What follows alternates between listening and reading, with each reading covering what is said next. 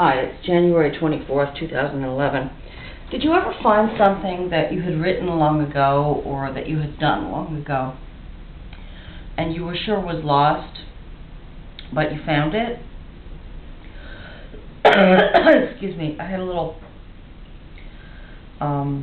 examination of the throat and the nose the other day, and it seems to have caused some irritation. I found something that I wrote while I was a student at Kent State University. I had a very nice professor whose name was Mr. McGehee. McGee it was pronounced, but it was like McGehee. And Miriam Linna also had him as a, advisor. And she recommended him to me. She gave him a book by Patti Smith. She was really sad later when she saw that it was called White something or other. I don't remember, White Heaven, something like that. And she saw that he had the book and that it had been all stained with coffee from his coffee cup, and that Seventh Heaven or something, I think it was called. But he didn't seem to value it that much. But she urged me to take some writing classes with him, and I also, besides taking a writing class with him, I took some sort of theater writing class with him, I believe. And as far as studying writing in school, going to a program or something like that, I really question that. But taking some classes on it, whether it's in a formal university program or whatever, there's nothing wrong with that. And I've been a professor since then, and I see that there's my old typing, and the staple has rusted and everything. He took a lot of time to actually correct my English and edit my material, which was very thoughtful of him, and I've tried to do that with my students ever since. Either I just say, no, I'm not going to do it, which is rare, or else I just comment. I correct them. I use red ink and everything the way a teacher should do. He used blue ink, but that's fine. I can see his marks on here. I guess he must have passed away long ago. This was at Kent State University in Ohio. I did drop out after my second year there in protest over the tent city issue. They were trying to build a gymnasium, and the whole area in which the killings on May 4th, 1970 had taken place, that was still under litigation, and a lot of the students felt that was wrong.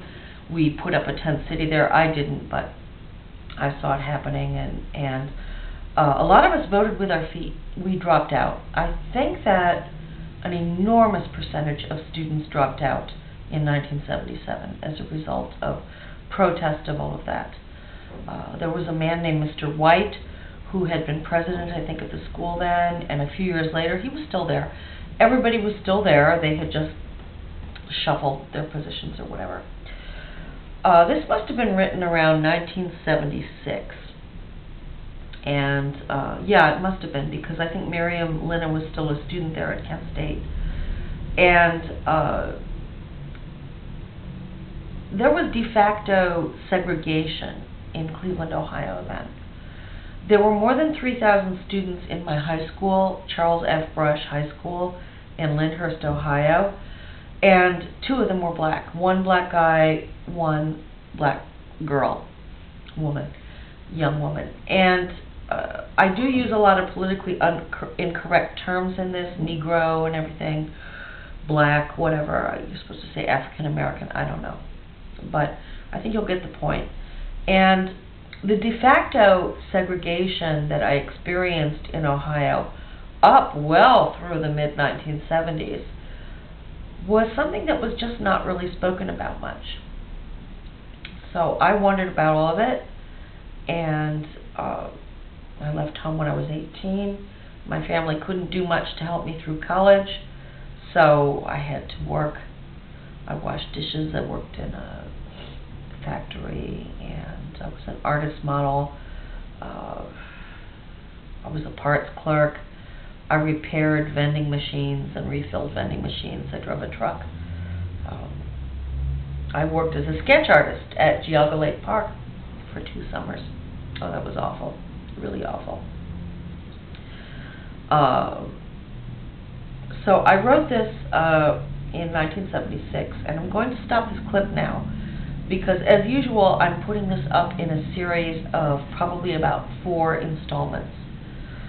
I'm not sure whether I'll put this up on Dailymotion or YouTube, maybe both, maybe neither, maybe one, maybe the other. If you have found anything from your past that you thought was long gone, and you want to share it with me, I'd like to see it.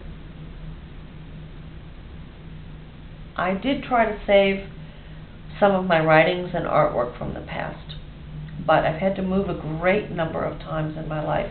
I've been homeless a few times. I'm an immigrant, and it's just kind of surprising what stays with you over the years. You sort of wonder why. And I won't go into what my personal life was like in 1976, okay? But it was an interesting time for me.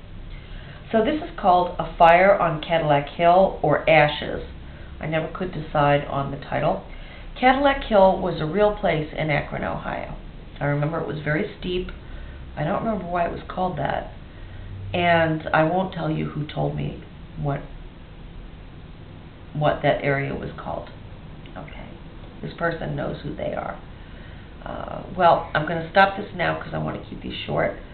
So, I don't even link my videos. You can either look or not, as you please.